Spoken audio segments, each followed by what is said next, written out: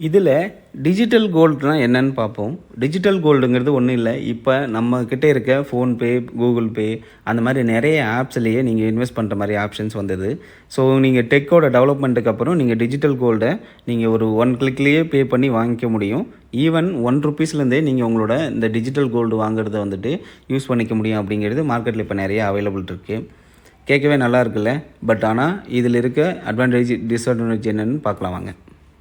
இந்த digital கோல்டோட advantages என்னன்னு கேட்டிங்க அப்படின்னா, இது ரொம்பவே ஈஸியாக நம்ம வாங்கிடவும் முடியும், அதே டைமில் செல் பண்ணவும் முடியும். இது வந்துட்டு நம்ம கொடுக்குற அமௌண்ட்டுக்கான கோல்டை வந்துட்டு அவங்க ஆக்சுவலி நமக்காக ஹோல்ட் பண்ணி வச்சுருப்பாங்க. இதை நம்ம சேமித்து வைக்கிறோம் அப்படிங்கிற பட்சத்தில் வீட்டில் நம்ம ஃபிசிக்கல் கோல்டை சேவ் பண்ணி வைக்கும்போது இந்த தெஃப்ட்டு, லாஸ் அப்படிங்கிற பயம் நமக்கு இருக்கும். இதில் வந்துட்டு நமக்கு ஸ்டோரேஜ் ரிஸ்க்கே கிடையாது, எல்லாத்தையுமே அவங்களே பார்த்துக்குவாங்க.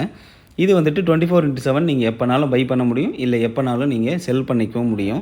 உங்களுக்கான அமௌண்ட்டுங்கிறது டிஜிட்டலாகவே உங்களுக்கு கொடுத்துருவாங்க.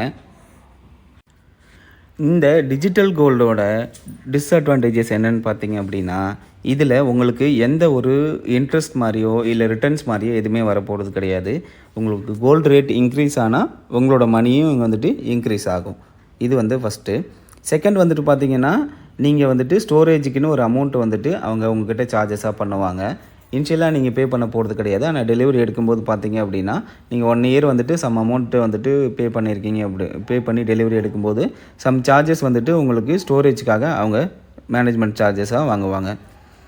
இந்த ஸ்கீம்ஸ் எல்லாம் பார்த்தீங்க அப்படின்னா நிறைய வந்துட்டு ஆர்பிஐ, செபி வந்துட்டு ரெகுலேட் பண்ணாத ஸ்கீமாக இருக்கும். நீங்கள் இன்வெஸ்ட் பண்ணுறதுக்கு முன்னாடி 1க்கு 2 தரம் வந்துட்டு இதை நீங்கள் செக் பண்ணிக்கிறது நல்லது. அந்த ஆப்பில் நீங்கள் ஏதோ ஒரு ஆப்பில் கண்ணாப்பண்ணான்னு பண்ணாமல் கரெக்டான ஆப்பை செலக்ட் பண்ணி நீங்கள் யூஸ் பண்ணிக்கிற மாதிரி இருக்கும். இந்த பிளாட்ஃபார்ம்ஸ் எல்லாமே பார்த்தீங்க அப்படின்னா உங்களுக்கு 5 இயர்ஸ் தான் வந்துட்டு ரெடீம், இல்லை வந்துட்டு 5 இயர்ஸ் கழித்து நீங்கள் டெலிவரி எடுத்துக்கிற மாதிரி ஆப்ஷன்ஸ் கொடுப்பாங்க. இந்த மாதிரி இன்வெஸ்ட்மெண்ட் எல்லாமே வந்து பார்த்திங்கன்னா ஷார்ட் டைமுக்கு தான் உங்களுக்கு யூஸ் ஆகும். உங்களோட லாங் டைம் இன்வெஸ்ட்மெண்ட் ஐடியாவில் இருக்கீங்க அப்படின்னா நீங்கள் இதை கண்டினியூஸாக வந்துட்டு 15 இயர்ஸ் 20 இயர்ஸ் அந்த மாதிரி பண்ண முடியாது. இந்த டிஜிட்டல் கோல்டு இந்த 2025ல் சேஃபாக உங்களுக்கு ஒர்க் அவுட் ஆகுமான்னு கேட்டிங்க அப்படின்னா, இது ஃபிசிக்கல் கோல்டோட உங்களுக்கு பெட்டராகவே ஒர்க் அவுட் ஆகும்.